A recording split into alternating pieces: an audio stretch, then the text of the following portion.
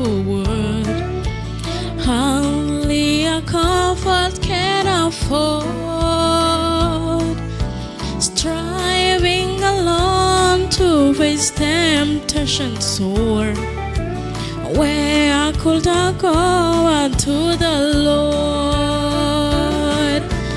Where could I go? Where could I go? Seeking a refuge for my soul,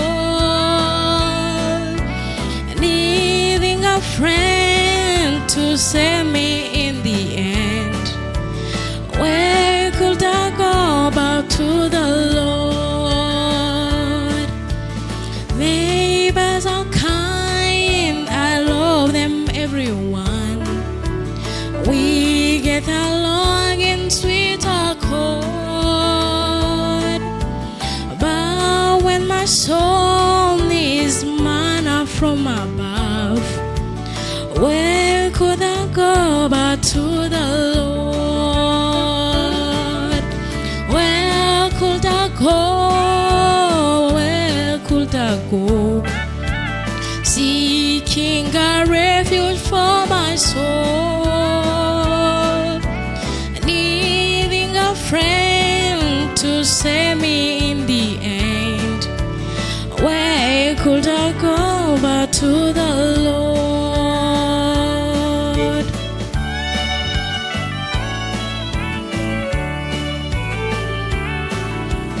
Life is His ground with friends I love so deep. Comfort I get from God's own word. Yet when I face the chilling hand of death, where could I go but to the Lord? Where could I go? Where could I go? Seeking a refuge for all my soul, needing a friend to save me in the end. Where could I go but to the Lord? Where could I go but to the Lord? Good evening, everyone. Mwiriwe. Tonight we have a very interesting topic, Kuno mugoroba turafise ikigwa kidasanzwe. and I entitled it Death, the Truth Spirits Try to Bury. Ndagihaye umutwe w'amajambo mvuga ngo urupfu tuburungu tubiri ukuri impwemu cyangwa se imyuka igerageza guhamba guhisha. But before we begin, let's have a word of Imbere ko prayer. dutangura reka dusenge. Dear Heavenly Father, Data uri mu ijuru, thank you for this time we could gather together urakoze mwami ko kudukoranya hamwe to study your word. kugira ngo twige ijambo ryawe. Thank you that you gave us the projector back, Urakoze mwami ko waduhaye projecteur, that you are with us, kuri kumwe natwe that you help us. kugira ngo dufashe. And now I want to ask for a special help as well. Mwami ngombye gusaba ubufasha bwawe budasanzwe. I want to ask for your cooperation of your Holy Spirit. Reka mpemu wawe yera korane nanje. Please give me your wisdom Umwami Yesu bane and inspire my words. komeza umutima wanje umpumekeremo And may today's message be a blessing. kugira ngo ikigwa cy'uno munsi kibe umugisha. In Jesus' precious name we pray. Dusenze mu izina ry'agaciro rya Yesu. Amen. Amen.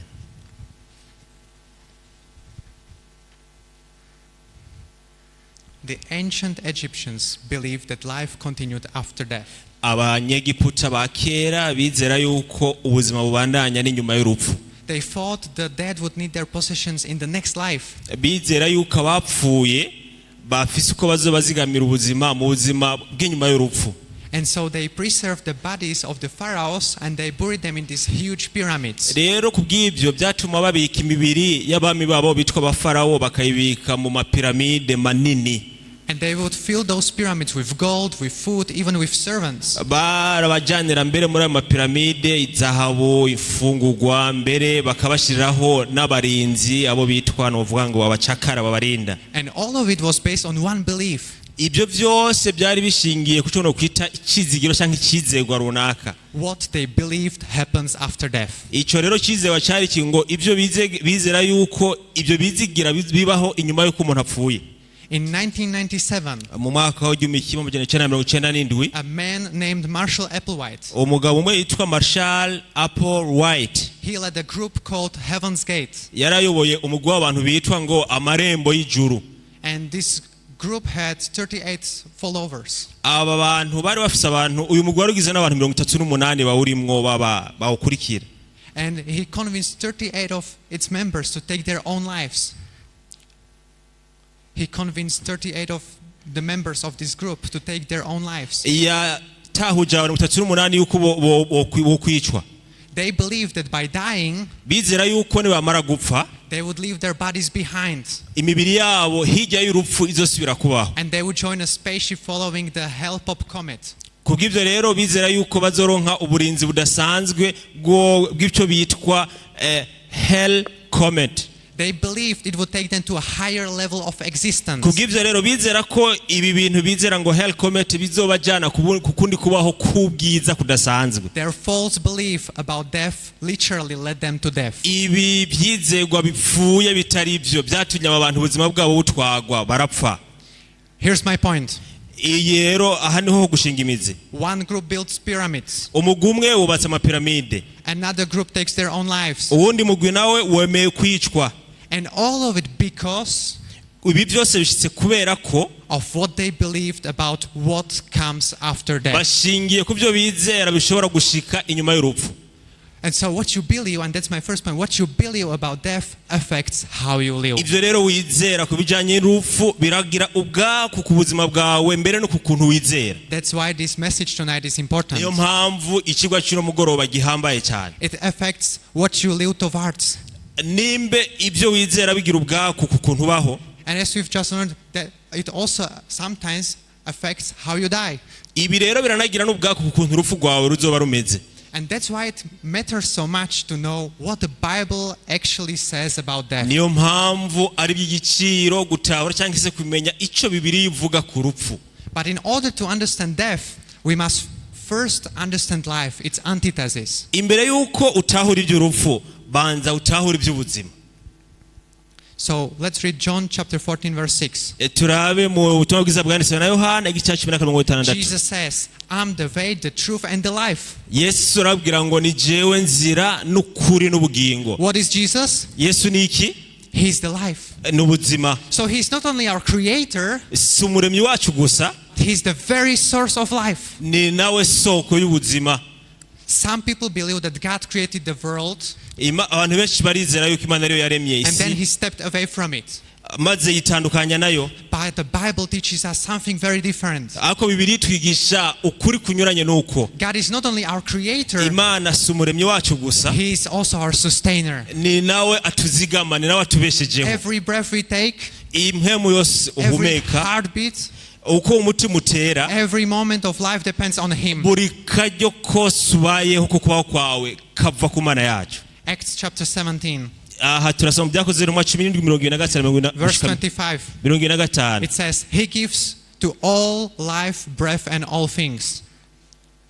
Aha bose ubuzima impwemu bahumeka mbere byose bibakomoka kuri we. Verse 28. Umurongo wa 28. For in him we live and move and have our being. Muri we turabaho, muri we turatambuka, byose bibeshejweho nawe. Life is a gift. Ubuzima ni ingabire. Breath is a gift. Guhema impwemu duhumeka ni ingabire. It's nothing we possess in and of ourselves. Ntacyo twifisemo muri twebwe, nta nicyo dushobora kwiha. We should be thankful to God for every breath. Nimureke dushimire Imana kuba dushobora guhema. Every day. Don't take it for granted. Icyo cyose ufise reka kukibaza yuko wagihawe gusa. He is our life sustainer. Imana yacu ni iziga mu buzima bwacu. The heathen religions say man is immortal.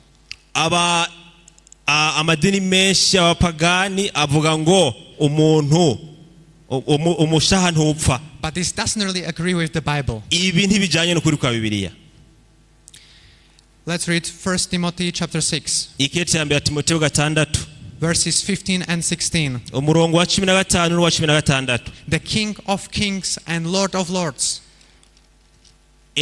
Umwami w'abami. The last part of the verse 15. Umurongo wa 15 umwami w'abami uhoraho ari hejuru y'Imana zose. He alone has immortality. Niwe wenyine afise ukudapfa. God alone is immortal. imana niyo idapfa yonyine. Not even angels are immortal by their nature.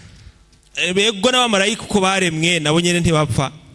They have received immortality as a gift from God. Bahawe kudapfa nk'ingabire bakuwe ku Mana. But what about our soul? Mbega bijanye bimeze gute kuby'imishaha yacu? Is it immortal as many Christians believe? Mbega ntipfa nk'uko abakristo benshi babyizera? And we read about it in Ezekiel chapter 18 verse 4. Ezekiel 18 umurongo wa 4. Behold, all souls are mine. The soul of the Father as well as the soul of the Son is mine. The soul who sins shall die. Ehe ndimurabe imishaha yose ni yanje.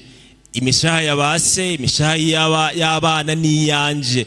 Umushaha wose ukora icaha uzopfa.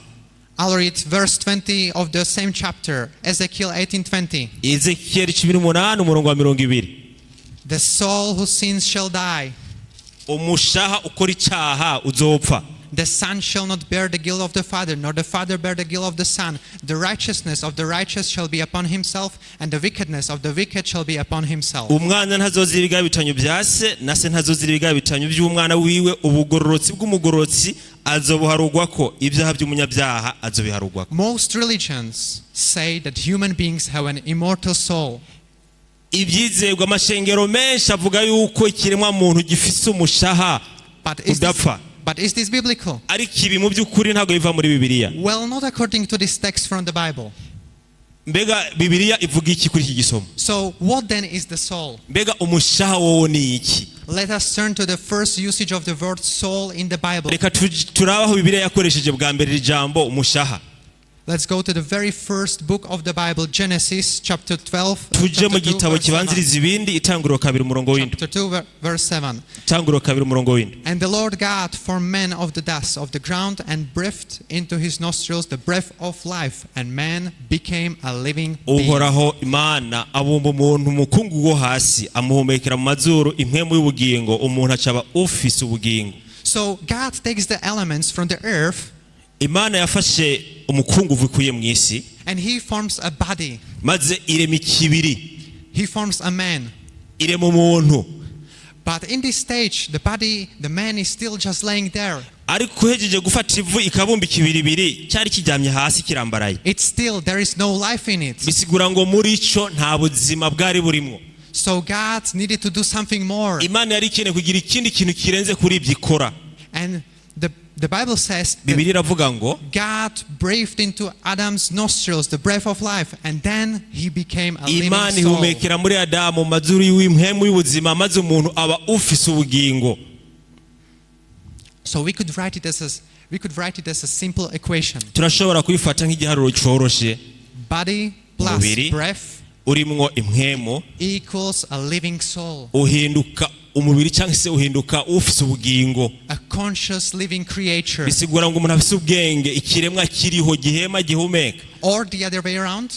Mu bundi buryo at death we could put it the other way around. A living soul dushobora kwivuga mu bundi buryo umushaha minus breath dukuyemo impwemu equals a lifeless body. Gihinduka kiziga kigaramya. Do you follow me? Murantahuraga yemwe. And so man became a soul. Bisigura rero ngo umuntu ahinduka umushaha cyangwa se ahinduka umuntu ahumeka muzima. He didn't receive one. Ntago yaronse uwo mushaha. He became a soul. He didn't receive one. Ahubwo yahindutse kuko yahawe impwemu ihumeka yahindutse ufise ubugingo. So there is no pre-existence. Rero bisigura ngo nta kubaho imbere cyangwa se kushikara kubaho utandukanije n'umubiri w'umuntu. When a person dies, the reverse of creation takes place. Bisigura ngo iyo umuntu apfuye ibyaremwe bisubiriyo byaje biva kuba bitanze. Ecclesiastes chapter 12 verse 7. Yego igitabo cy'umusigozi 12:7.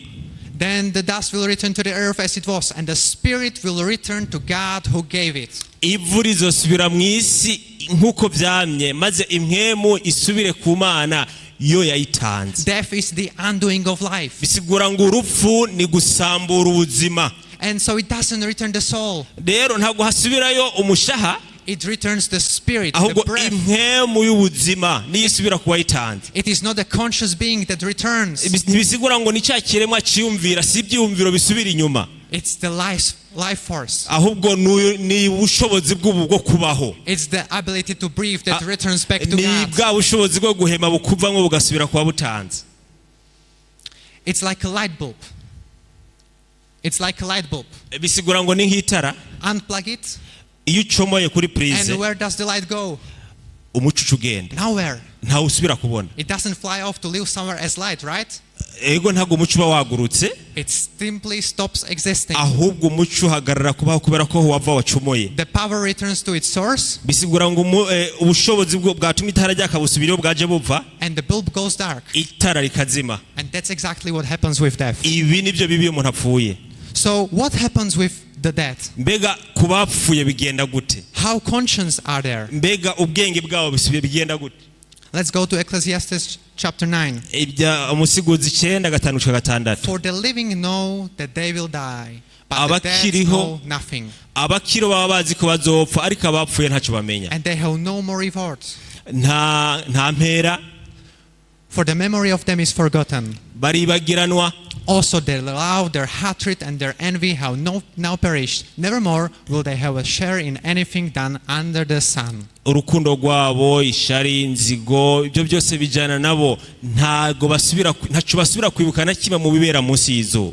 Verse 6. Umurongo wa 6 w'icumi. Whatever your hand finds to do, do it with your mind, for there is no work or device or knowledge or wisdom in the grave where you are going. Icyo amaboko yawe atumbeye gukora gikora n'inkomezi kuko atabikogwa canke igikorwa cy'ubwenge na kimwe cyane cyo kumenya kiri mu mva iyo turaririye kuja. So based on this text, dushingiye kuri ibi byanditswe, how much do the dead know? Mbega abapfuye bazi ikigaye? They know nothing. Ntacyo bazi. How much is nothing? Mbega ubusa bisigura iki? Zero, nothing. Nta kiriyo. Do they feel? Barumva? No. Eka. Is there knowledge with the dead? Mbega hari ukumenya mu bapfuye? No. Eka. Is there wisdom? Hari ubwenge? No. Ntabwo. The dead are simply dead. Abapfuye ibyabo byaheze n'ikibiri kiraho. If you died and got to heaven, hamwe wopfa mukaja mu ijuru, as it is popularly believed by many Christians, abantu benshi hanze babyizera, would you not praise God?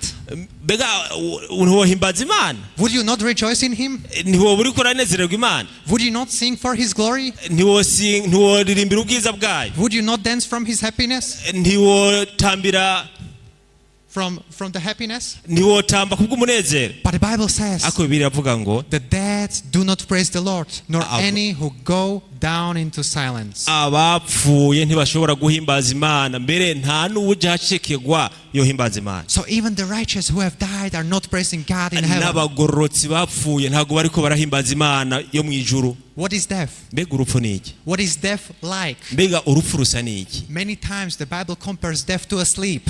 Kenshi Bibiliya igaruka ku rupfu nko gusinzira. We read about it in Job. Yobu 14 umurongo w'12. But man dies and is laid away. Indeed, he breathes his last. And where is he? As water disappears from the sea and a river becomes parched and dries up. Umuntu arapfa akarambikwa mu mva, ego impwemu ziwe ziramuvamwo bigaherera ngaho. Amera nk'amazi yo mu nyanja azimiye, mbere amera nk'uruzi yo rukamye. And lies down and does not rise, till the heavens are no more. They will not awake nor be roused from their sleep. Nuko iyo umuntu apfuye ntasubira kubyuka ukundi gushika amajuru, ntago bazosubira kubyuka, baba bari mu itiro. His sons come to honor and he does not know it. They are brought low and he does not perceive. Mbere niyo abana biwe bohabwa icubahiro, ibyo ntabyamenya, yashizwe hasi kandi ntasubira kugaragara ukundi.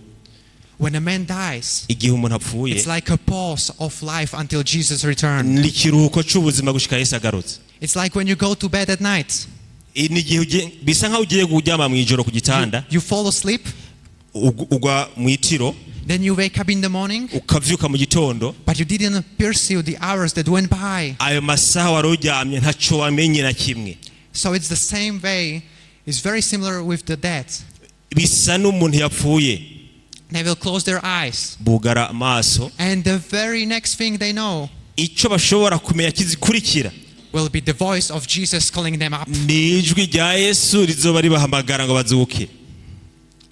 A person who dies doesn't know what happens on the earth. umuntu yapfuye ntacasubira kumenya mu bibera ku isi.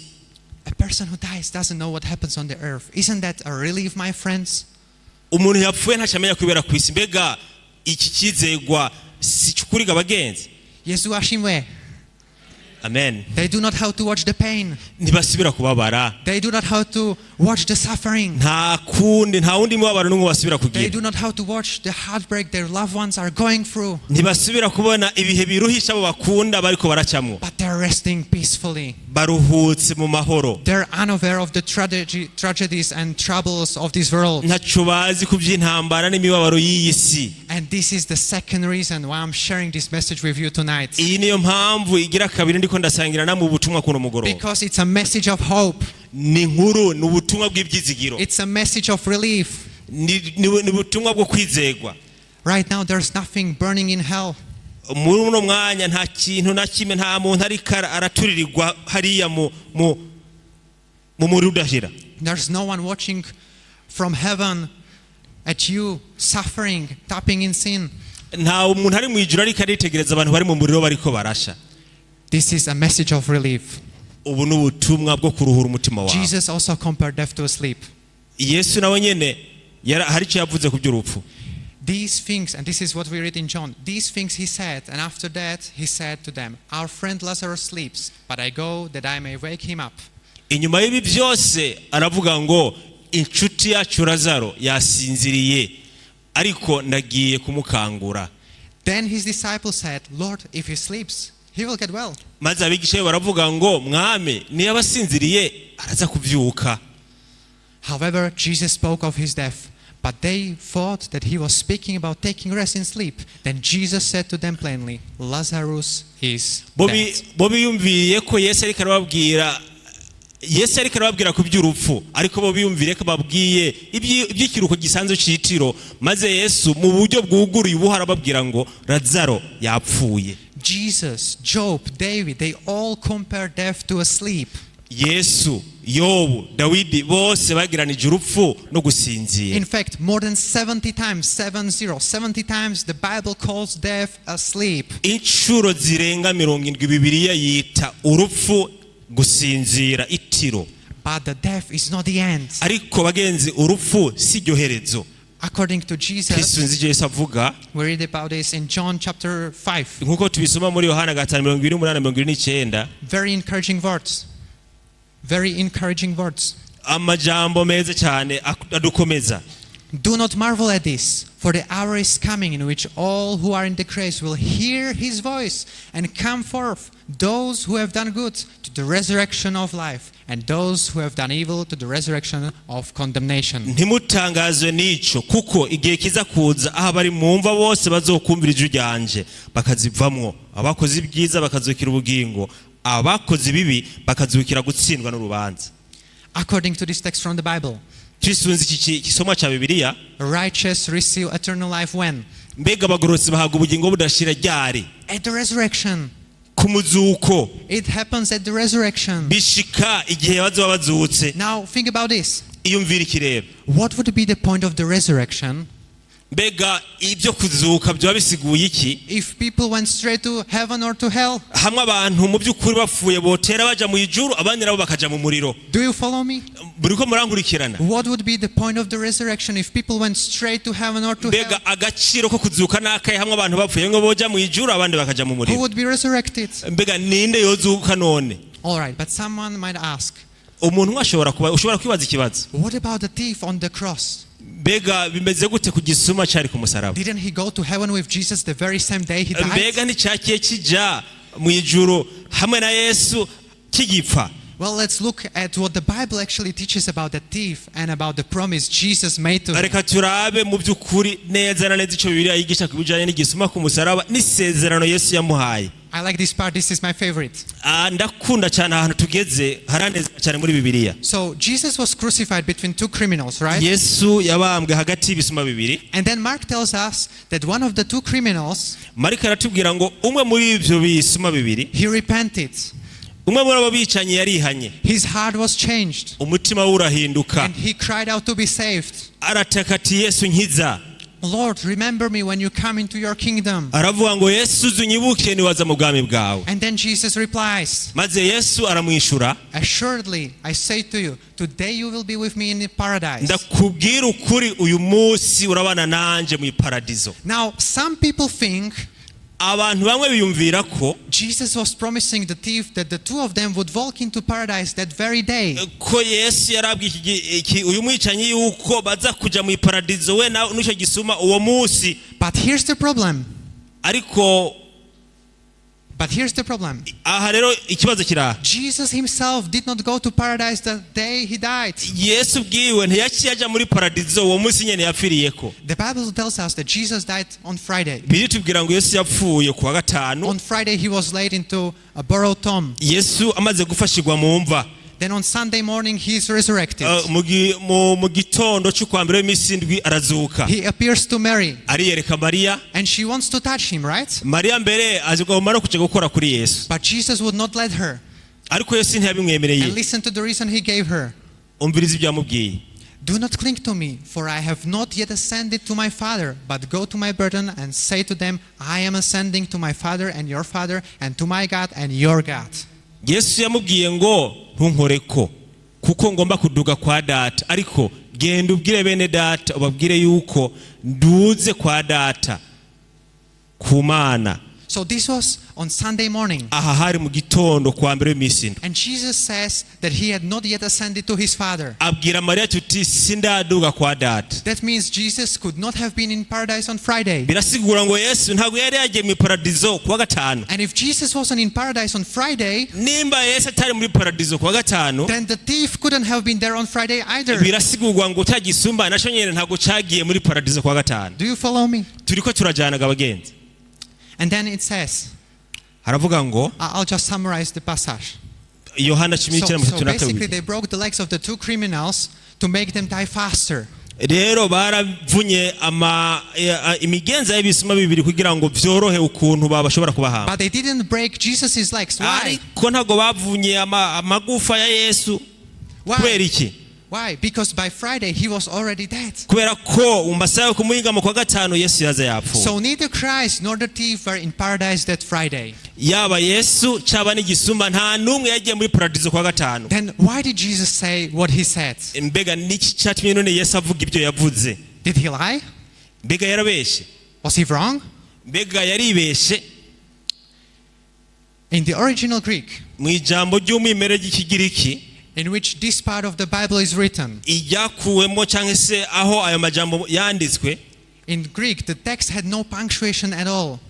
mu Kigiriki nta tumenyetso two kubangira cyangwa se guhagarara tuhabona. So that means there were no commas. Bisigura ngo nta virigire yari irimo.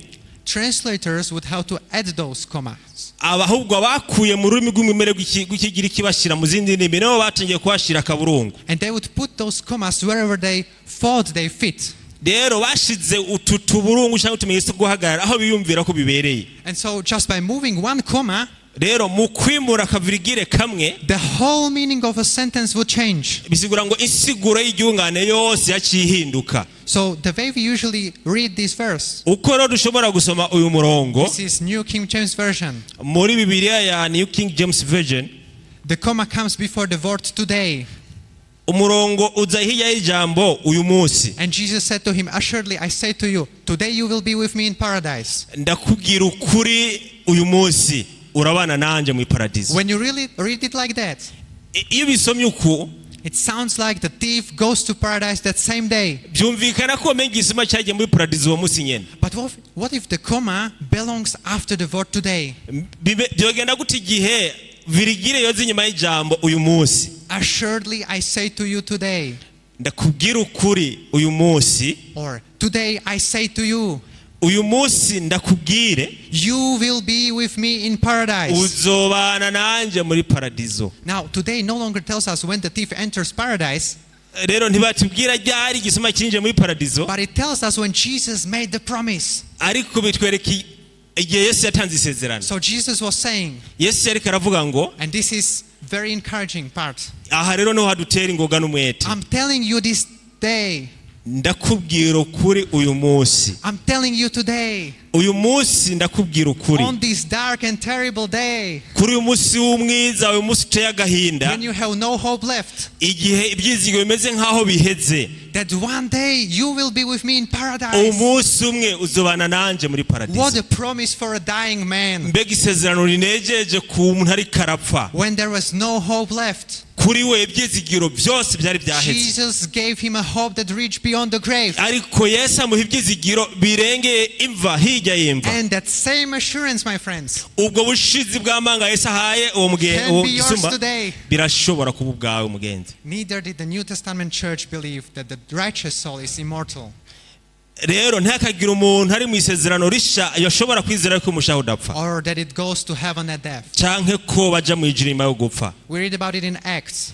Turashobora gusoma mu byakozwe n'intumwa 2, Men and brethren, abagabo hamwe na bene data. let me speak freely to you of the patriarch David, that he is both dead and buried, and his tomb is with us to this day.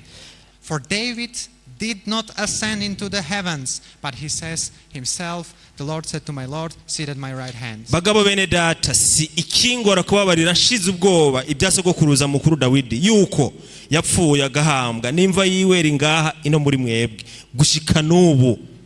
34. So not even the early church, or did you finish? Not yet. No, okay. Kandi Dawidi ntiyaduze mu ijuru, ariko ubwiwe yaravuze ati uhoraho yabariye umwami wanje ati icara iburyo bwanje. Not even the early church believed that the dead go immediately to heaven. Mbere n'ishengero ry'intumwa ntago ryigize ryizera yuko abantu bapfuye batera baja mu ijuru. But why is this truth about death so important to know? Ariko ni iki gituma ukuri kubijanye n'urupfu gukenerwa gutahurwa? And pay attention, because this is where it becomes dangerous. Kuko ibi bintu biriko biraba ibintu biteye ubwoba, dutegeza ahantu kuhabera amaso. Open with me Deuteronomy chapter 18 verses 10 through 12. Mugure Bibiliya tujane mu gitabo cyo gusubira mu byagezwe icya 18 umurongo w'icumi gushika 12. Deuteronomy chapter 18 verses 10 through 12. Gusubira mu byagezwe ice 18 umurongo w'icumi gushika 12. There shall not be found among you anyone who makes his son or his daughter pass through the fire, or one who practices witchcraft, or a soothsayer, or one who interprets omens, or a sorcerer, or one who conjures spells, or a medium, or a spiritist, or one who calls up the dead. Muri mwebwe ntihazoboneka umuntu atanga umwana wiwe kw'ikimazi, ari umuhungu canke umukobwa ngo aturigwe mu muriro, canke ngo haboneke uragura canke utongera canke umupfumu canke umurozi canke umwambuzi canke uja guhamagara imizimu canke usiguza imizimu, kuko ukora bene ibyo wese ababaye umuyobe kuhoraho, kandi ubwo buyobe ari bwo butumye uhoraho Imana yanyu agira yirukane ayo mahanga imbere yanyu. Verse 12. Umurongo wa 12. For all who do these things are an abomination to the Lord, and because of these abominations the Lord your God drives them out from before you. Kuko ukora bene ibyo wese ababaye umuyobe kuhoraho, kandi ubwo buyobe ari bwo butumye uhoraho Imana yanyu agira yirukane ayo mahanga imbere yanyu. God is very clear when it comes to communication with death. Imana yacu ibivuga mu buryo bwuguruye kandi butahuritse iyo hageze kubyo kuvugana n'abapfuye. But why such strong statements? Ni kuki Bibiliya ivuze amajambo aremereye nkaya? If the dead don't know anything anyway. Kandi abapfuye mu by'ukuri ntacyo bamenya. We go to 2 Corinthians chapter 11 verses 14 through 15. Icya kabiri cy'Abikorino igice cya 11 umurongo wa 14 kugeza 15. This is another key verse. Uyu nundi murongo uhambaye cyane. And no wonder. Icya kabiri cy'Abikorino igice cya 11 umurongo wa 14. And no wonder, for Satan himself transformed himself into an angel of light. Kandi ibyo ntibitangaza kuko na Satani yigira mu marayika w'umuco.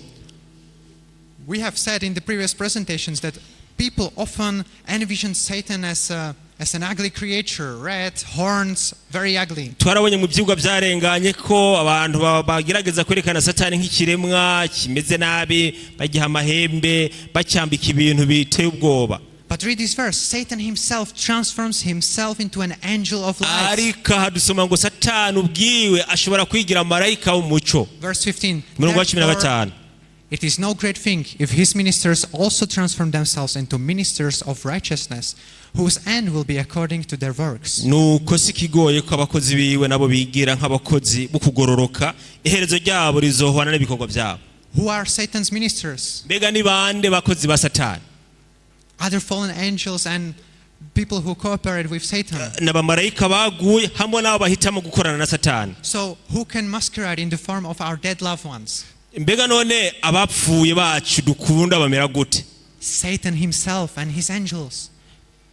Mbega nindashobora kwihindura mu ishusho y'abacu dukunda Satani n'abamarayika biwe. Spiritualism will be huge in the last days. Iby'imyuka bizoba ari ibintu biteye ubwoba mu iherezo ry'ibihe. And this Bible truth concerning the state of the dead Ukuri kwa Bibiliya kubijanye nuko abapfuye bamera is our safeguard against deception. nibwo burinzi bwonyene dufise ku bw'ubuhendanyi bwa Satani. And when they say to you, Niba babwira ngo seek those who are mediums and wizards, nimurondera abahamagara imizimu n'abaraguza. who whisper and mutter, should not the people seek their God? Abahamagara imizimu mbega abantu ntibari bakwiye kuvugana n'uhoraho? Should they seek the dead on behalf of the living? Mbega abantu barondera bapfuye mu gishingo c'abariho? To the law and to the testimony, if they do not speak according to this word, it is because there is no light in them. Dusubire ku vyagezwe no kubishinga ntahe nibatavuga ibihwanye n'ivyo bazohora mu bwira ntibuce. I'm going to share a story with you. Ndagira ndabasangiza inkuru imwe. I was looking for this story for 3 weeks. Nari maze indwi zitatu zose ndiko ndarondera iyi nkuru. I've heard it when I was young. Iyi nkuru nayimenye igihe nari mfise imyaka yanje y'ubuto. And I was able to recall some of the details. Narashoboye kugira ivyo nandika bidasanzwe kuri yo.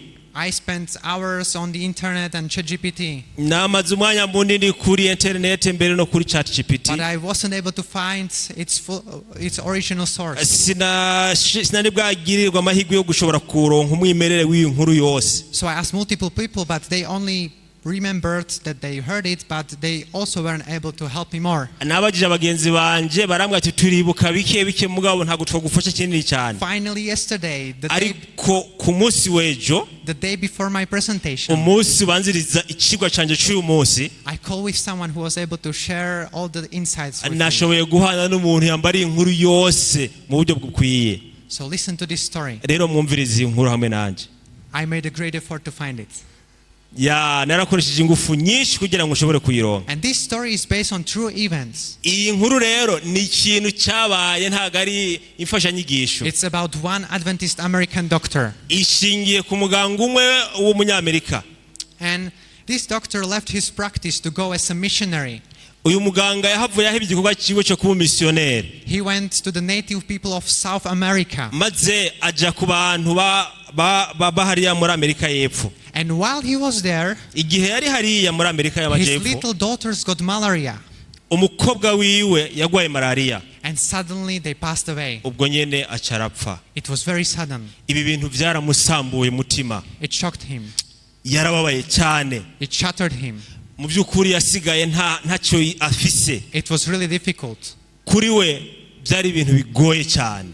As he slowly begins to recover his strength for the work, igihe yarashoboye kuronka utugufu kugira ngo kumbura ashobore gukora, he meets a spiritist. Yaje guhwana n'umuntu akorana n'iby'impwemu n'iby'imyuka. And this spiritist invited him to one of their seances. Uyu rero mugabo akorana n'iby'imyuka yaramutumiye mu bihe bimwe byabo byo gusenga cyangwa se baba bari mu byo bikorwa byabo. But in exchange, he promised to come and hear out brother preach.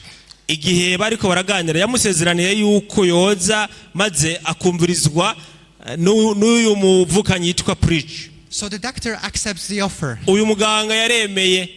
He was willing to attend their session. Umutima we wumvise wojayo kugira ngo aje kubana nabo. So the spiritist would attend his preaching. Maze uyu mugabo avuga iby'impwemu atangura kumwigisha. The doctor was confident.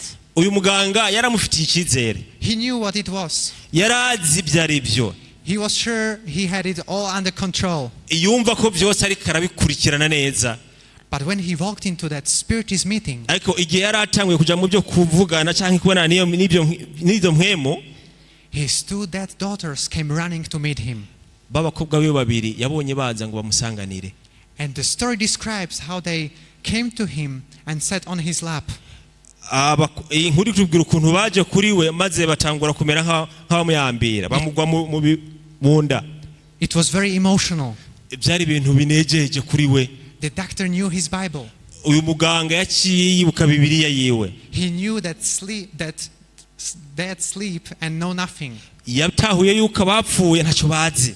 But the appearance was so vivid. Ariko kuri we ukubaho kw'abakobwa biwe yabonye ari kuzima bahari bamufashe. It was so emotional. Byari ibintu biri mu munezero murabibona. That in an instant he was caught in the net. Rero mu kanya gato yaza yafashwe mu rusenga. So he began to go back. Atangura kumera nk'usubira inyuma. Again and again. Yashishikaye gusubira inyuma cyane yisubiramo.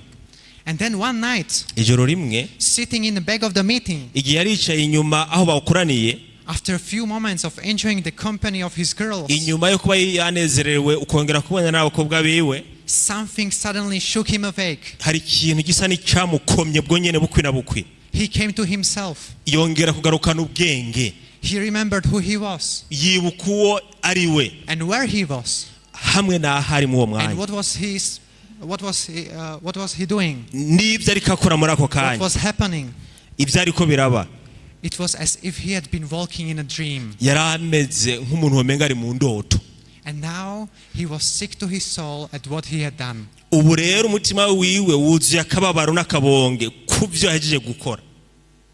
When the meeting ended, igihe ikoraniro ryari riheze, he goes forward and says, yateye intambuko maze aravuga ngo, I want to speak with your leader. Ndagomba kuvugana n'umurongozi wanyu. You know, the one.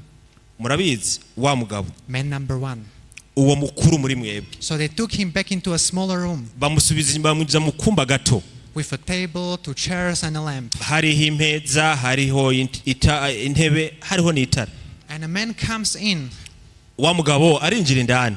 One he had seen many times but never spoken to. Yaramwumva ariko. And the doctor looks at him and says, hari umuntu yumvise inshuro yamubonye inshuro kenshi ariko ntiyigeze avuga, maze uwo muganga aramuraba aravuga ngo, you know who I am. Urazondiwe. Do you not?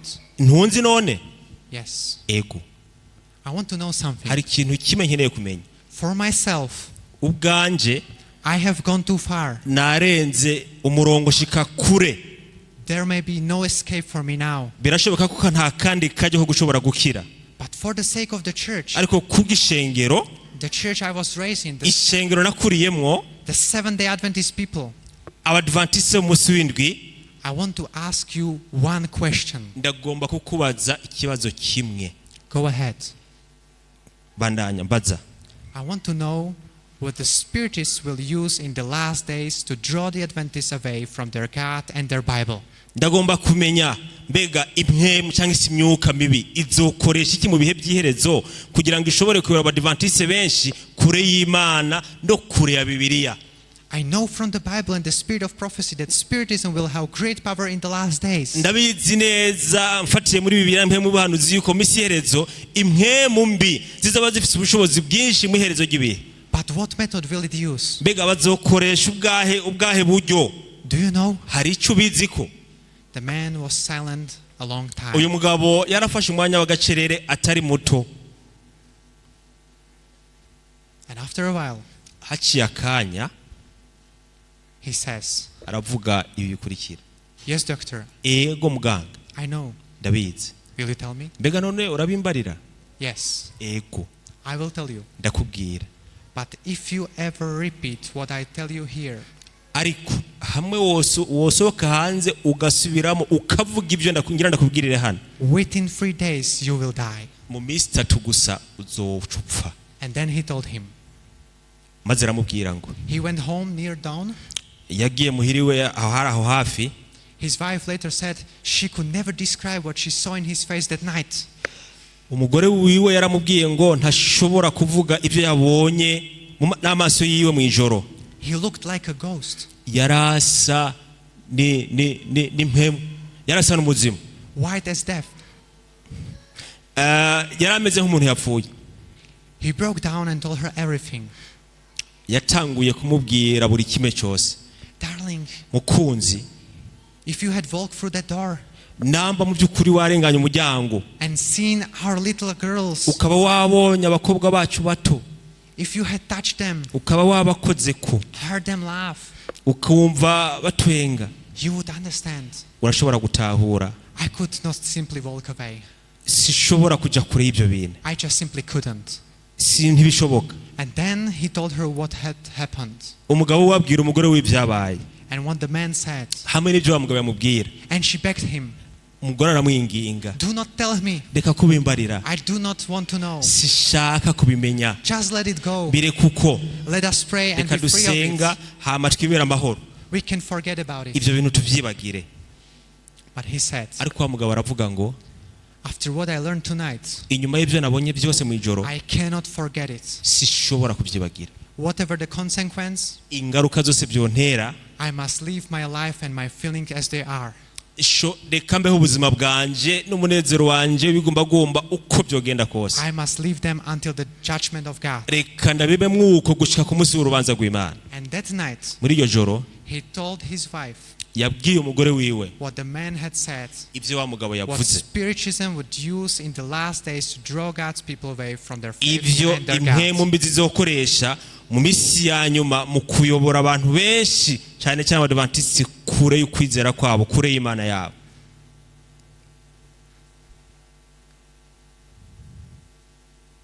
What do you think it was? mwibaza yuko yamubwiye ko cyari iki?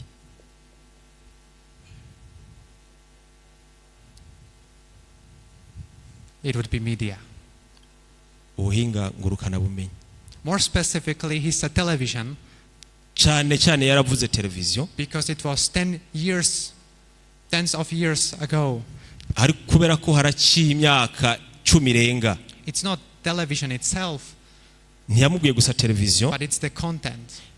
ariko ibizuba birimo. And that today extends into other forms of media. rero si televiziyo gusa, uyu munsi hari n'ubundi bwoko bw'ubuhinga ngurukana Social bumenyi. media and other forms.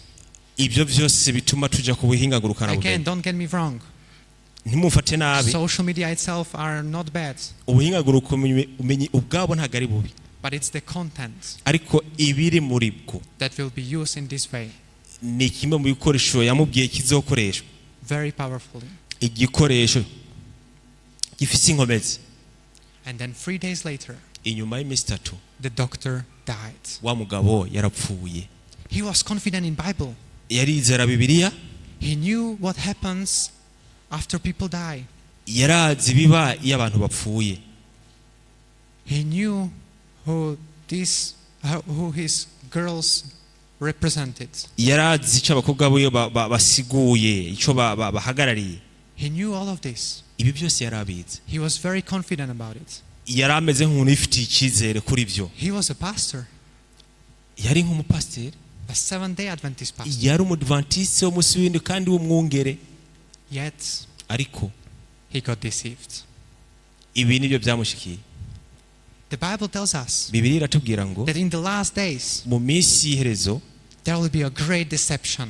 hazoba ubuhendanyi bwinshi So great buhambaye cyane, that it says, gushika igihe ivuga ngo even the faithful people mbere ngo n'abatoranijwe would be deceived barashobora nabo nyine kuzobeshwa if they weren't protected by God's special protection. igihe batuba bafite uburinzi buhambaye bw'Imana. So we need to be solid in our faith. rero turakeneye kuba abantu bashimitse mu kwizera kwacu. We need to be solid in our understanding of the Bible. turakeneye kuba abantu bashimitse mu gutahura kwacu Bibiliya. We need to study daily. turakeneye kwiga Bibiliya buri munsi. And so this was the third reason why I'm sharing this truth. iyi ni impamvu igira gatatu yatumye nifuza kubasanga iki kigwa.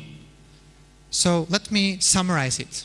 reka rero mvuge mu majambo make. 3 reasons why the truth about death is important. impamvu zitatu zituma ukuri kujyanye n'urupfu bitegereza So, kwiga. number 1, cya mbere, it affects the way we live. bikora ku bwako bw'ukuntu tubayeho. It affects what we live towards. rero bikora ku bitugira ku bwako. And as we've learned, nk'uko twabyize, sometimes it can also affect the way we die. birashobora no gushika ku buryo bw'ukuntu tuzopfa. Number 2, ikigira kabiri, it brings relief. bizana ukuruhugwa mu mutima, ukurema. Because we know that there are no loved ones in heaven bituma mu mutima wawe wizera yuko nabukunda batarashika mu ijuru, watching us how we suffer, batwitegereza uko turiko turaca mu bibabaro, how we struggle with sin, ukuntu icyaha tugwana naco, how the world suffers, imibabaro, all the natural disasters, ibyo byose isi ishobora kudushiramo bidutera agahinda all n'imibabaro, the evil, ibyaha, ubugizi bwa nabi buri mu isi, hatred and envy. inzigo, ubwansi. So it's a message of hope.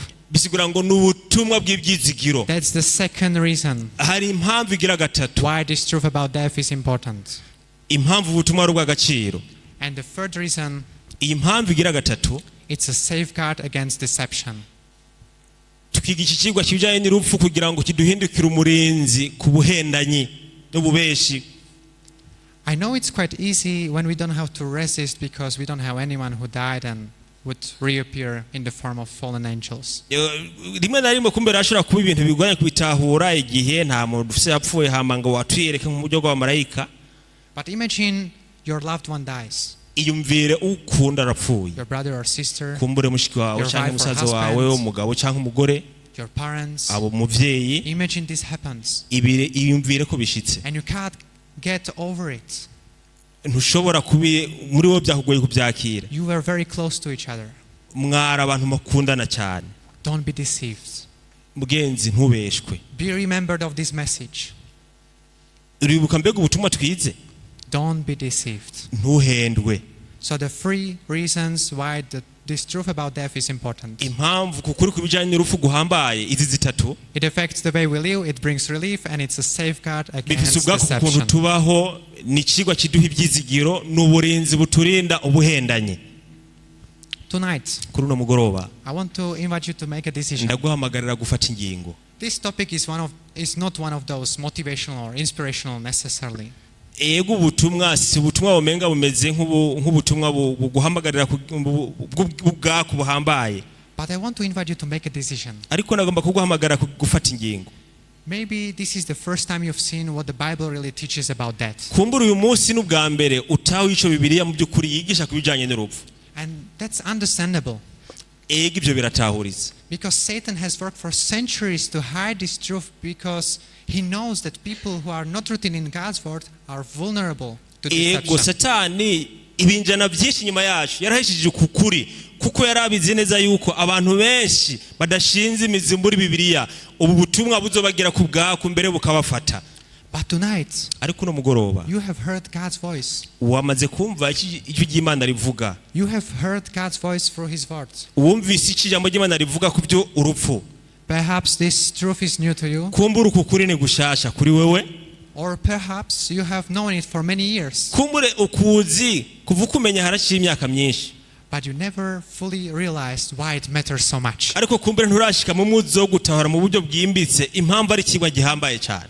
And so tonight, Kuno mugoroba rero God is inviting every one of us to make the same commitment. Imana iri kirahamagarira buri muntu wese yaje hano gufata ingingo idasanzwe. Lord, Mwami, I choose your word. mpisemwo ijambo ryawe. I want to believe what the Bible teaches. Mpisemwo kwizera, ndifuza kwizera icyo Bibiliya yigisha. Keep me rooted in scripture. Impa gushinga imizi mu byanditso byera. Help me studying your word.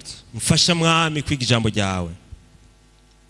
Protect me from the deceptions of the last days. Ndinda ubuhendanye bwo mu minsi y'iherezo. Help me never to be deceived. Mwami mfasha kugira ngo sinze mbeshwe.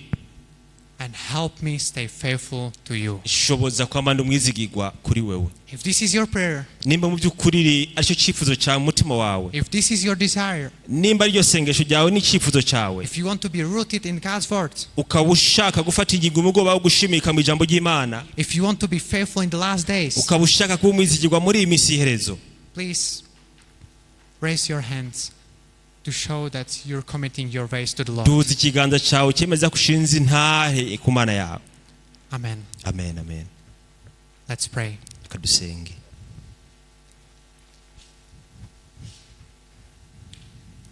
Dear Heavenly Father, Data uri mu ijuru, thank you for this message. urakoze kubw'ubutumwa. There are many misconceptions about this topic, Hari ugutahura kwinshi kubuhendanye kuri iki cigwa. but we Thank you also for this piece of truth that you revealed to us. urakoze kubw'uko ukuri uduhishuriye kuno mugoroba. Father, it's so special to have light about your word. mwami ni iby'igiciro kugira umuco ku ijambo ryawe. Thank you for the understanding you give us. urakoze kubwo gutahura uduhaye mwami. Thank you that the Bible never contradicts itself, urakoze ko bibiri ubwayo idashobora kwigwanya. but that through different texts mu byigwa bitandukanye we can come to the same point. turashobora kubona ko imirongo yose ya bibiri ivuga ikintu kimwe. Lord, you made it so clear to us uyu mugoroba uduhishuriye umuco wumvikana with this topic about death. ku bijyanye n'iby'urupfu. Thank you for the hope we have for this message. urakoze kubw'ibyizigiro duhawe biciye mu butumwa. Thank you for that encouragement. urakoze kubw'ingoga dutewe. But also, God, you gave us this message to warn us. urakoze mwami ko duhaye ubutumwa kugira ngo butuburire. To warn us so we would not be deceived. kugira ngo tutazohendwa. Help us to be remembered of this message. dufashe kwama tuzirikana twibuka ubu butumwa. Help us to remember it when we'll be tempted. twibutse mwami igihe tugeragejwe. Thank you that you are with us, urakoze kuri kumwe that we natwe can rely on you, ko dushobora kukwizera. that you'll give us the protection that we need, kugiye kuduha uburinzi and that dukeneye. you are our sustainer and you will sustain us, kari wewe udukomeza. and that you'll be with us until the last days. kugiye kubana natwe gushaka ku iherezo In ry'ibihe. Jesus' precious name we ni pray. mu izina ry'igiciro cya Yesu dusenze. Amen. amen amen.